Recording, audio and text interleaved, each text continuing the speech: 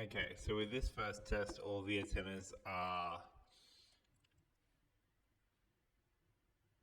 LHCP Omnis from Terasi.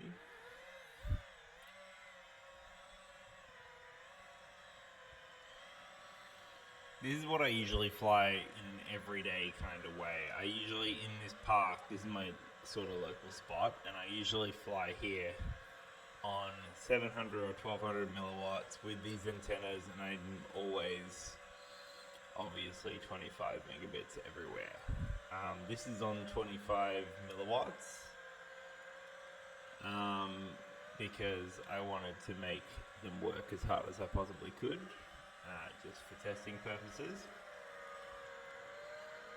And there are a couple of points here where it gets a bit laggy, like when I go like around this pile of gravel and like behind the trees and stuff, it does get a bit sketchy. Like, I don't think you can really even tell from the video, but it feels a bit laggy, feels a bit like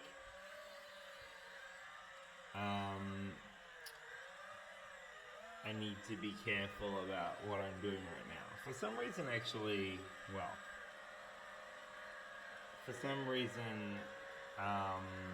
with digital, I find the breakup to be a lot less, but a lot less predictable as well. So when I go fly behind those trees, for example, it sort of stutters a bit and I can't tell. Anyway, here are the top crosshairs and the bottom omnis. And I found this personally to be the best setup.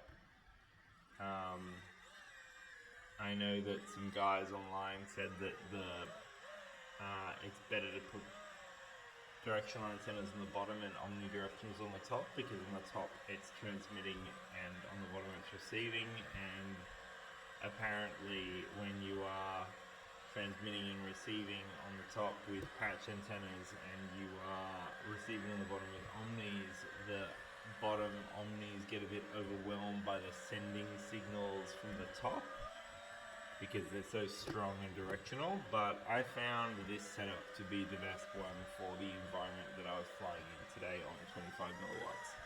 So, but that being said, this isn't very scientific. So if you are, for example, flying in a bando and you need a lot of penetration through concrete walls or something like that, maybe bottom works better. I haven't tested it, so this system is proprietary. We don't really know how it works on a deep level, so obviously take all of this with a pinch of salt, because we don't really know. This is just me testing out these new antennas I got for the place where I fly all the time. So obviously this is the setup that I'm gonna use when I'm flying around all the time, when either I'm doing a bit more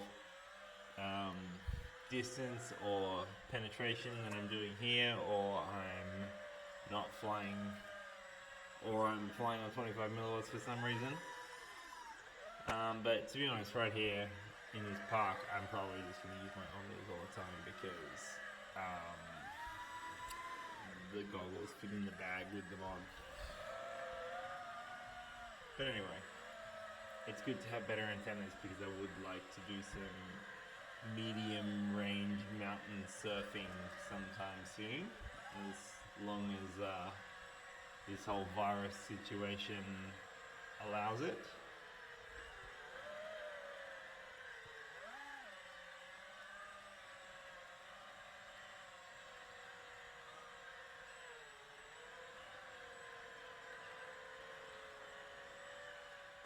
Dunk. Cool. Alright, so this is with the patches, the crosshairs on the bottom, which I found to be noticeably better than for omnis, but noticeably worse than with the crosshairs on the top.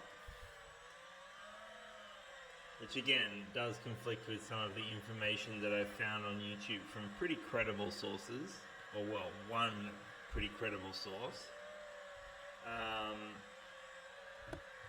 But I can't argue with my own experience in this particular environment and scenario.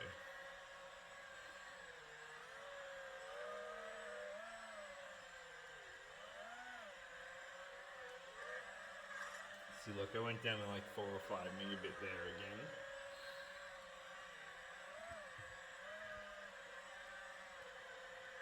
Even with 2 patch antennas, crosshair antennas.